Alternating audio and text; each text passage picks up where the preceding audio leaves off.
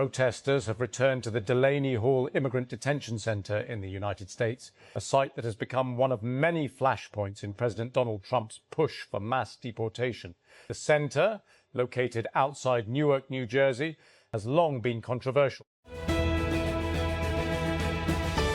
Iran's football team still lacks US visas and is not competing in the World Cup on equal terms because of its difficulty in training ahead of the tournament. Tehran's ambassador to Mexico said on Thursday Abulfazl Pasandideh visited the northwestern Mexican border city of Tijuana, where Iranians have relocated their training camp. They were originally planned to be based in Tucson in the US state of Arizona.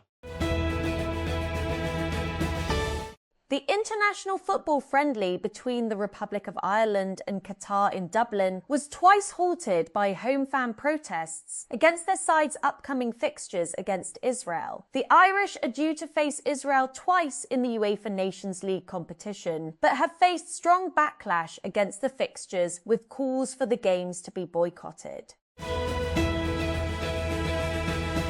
Europe's premier club competition concludes on Saturday when the final of the UEFA Champions League is played. From qualifying to a comprehensive league phase and then the drama of the knockouts, the tournament now comes down to two teams. Every year, I read through thousands of startup Battlefield applications, and every year I see the same pattern. The founders who belong on this stage are often the ones who almost didn't apply. They think they're too early. They think they need more traction. They think the program is for companies further along than they are. Negotiators for the US and Iran have agreed a framework of a deal that would extend their ceasefire for 60 days and launch negotiations on the future of Iran's nuclear program, US officials say. The agreement is yet to be approved by President Donald Trump or the leadership in Iran, the officials told the BBC. A United States judge has declined to immediately block President Donald Trump's executive order tightening rules on mail-in voting. But the judge, Carl Nichols in the District of Columbia, has left open the possibility for Democrats to challenge the measure again as the administration moves to implement it. The Guatemalan government has denied reports that it agreed to allow the United States to carry out strikes against drug traffickers in the Central American country, while confirming that it has sought security cooperation with Washington.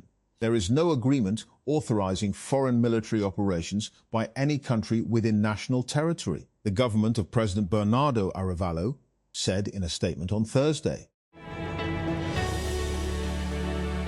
Cloud infrastructure has long been designed around humans who search, click, scroll, and stream in a steady and predictable fashion. AI agents behave differently.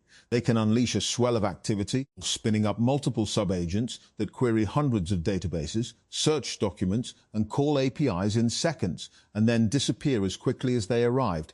Under that premise, Amazon is redesigning a core piece of its cloud infrastructure. On Thursday, AWS launched its next generation of OpenSearch Serverless, a fully managed search and vector database, essentially a system for storing and retrieving information at scale that's designed specifically for agentic workloads. AWS says the new system can instantly scale up when agents trigger tasks and scale back down to zero when idle.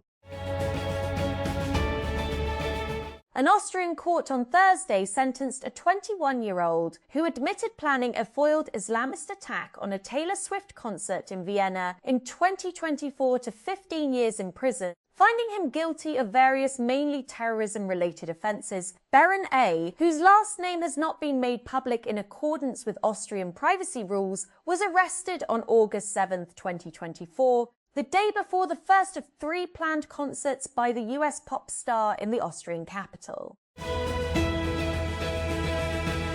A man stabbed and wounded 3 people in what authorities have described as an act of terror at a train station in the Swiss city of Winterthur. The attack took place shortly before 8:30 a.m., 06 GMT, on Thursday. The suspect, who was arrested 5 minutes after emergency services were alerted, is a 31-year-old Swiss-Turkish dual national who lives in Winterthur, Regional Police Chief Marius Weiermann said.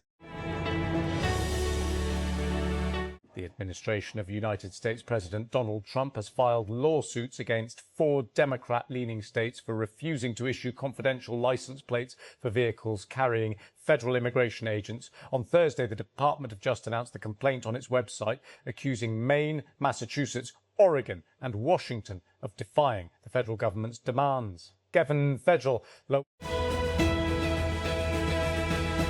The European Union has sanctioned 4 entities and 3 individuals it says are extremist Israeli settlers responsible for serious human rights abuses against Palestinians in the occupied West Bank. The EU said they had violated a range of rights, including the rights to physical and mental integrity, privacy and family life, freedom of religion and education. Slate Auto, the electric vehicle startup backed by Jeff Bezos and LA Dodgers owner Mark Walter, will announce pricing and start taking non-refundable pre-orders for its low-cost electric vehicle on June 24, ahead of the first deliveries late this year. The company sent out emails to prospective buyers on Thursday that encouraged them to make a $50 reservation now ahead of the $300 pre-orders starting next month in order to get a delivery window before non-reservers. US President Donald Trump could soon be featured on a new $250 bill, marking a break from nearly 150 years of American tradition that has kept the image of living people off US currency. The proposal, first reported by the Washington Post on Thursday, includes a design mock-up, America 250 Anniversary, commemorating the 256th of the United States anniversary of the United's independence on July 4, 1776.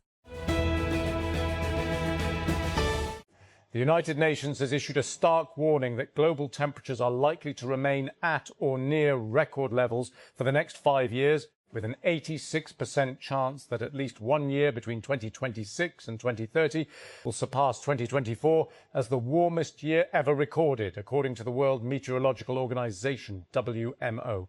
The WMO announced on Thursday that global average temperatures are expected to continue at record-breaking levels, with the trend of extreme heat set to persist through 2030. All 11 hottest individual years ever recorded have occurred since 2015, and the UN Climate Agency says this pattern is poised to continue, with a new hottest ever year likely before 2031.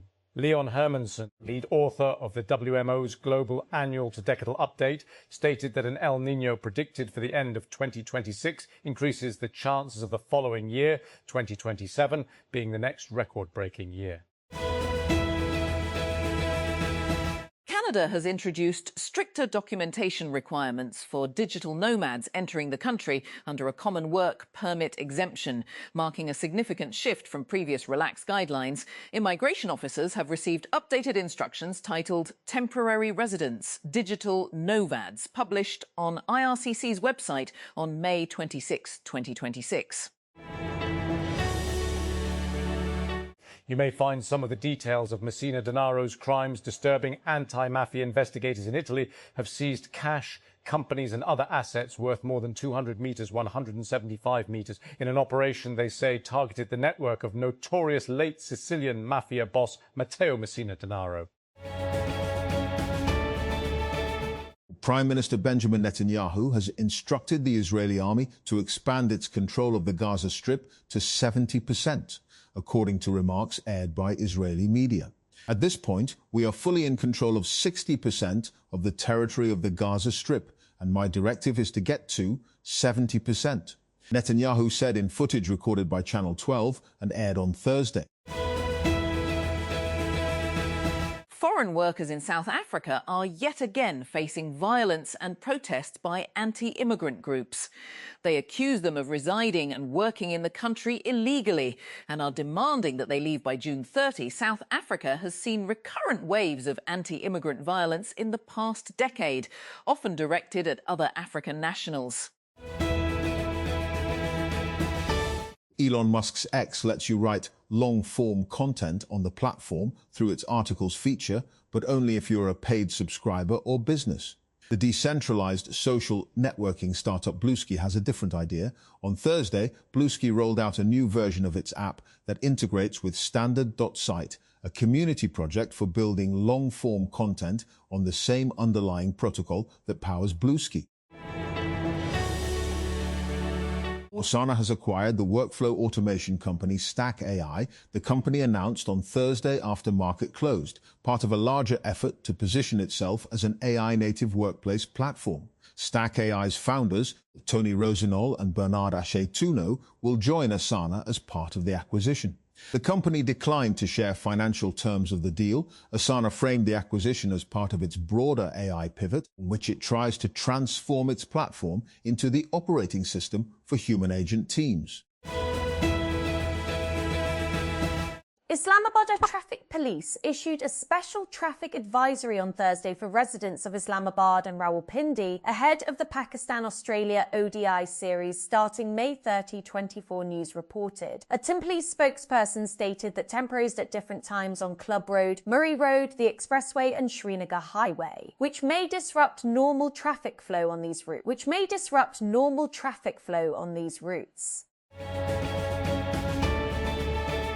The interior Sindh city of Dadu hit 51.5 degrees Celsius on Thursday, setting a new high for the low-K-Shoal heat record as a severe heat wave continued to batter southern Pakistan. According to 24 News, the Pakistan Meteorological Department confirmed that Dadu's earlier peak of 51.4 degrees Celsius 16 was recorded on May 18, 2016. Officials noted that Thursday's reading was the typical May average for the city, above the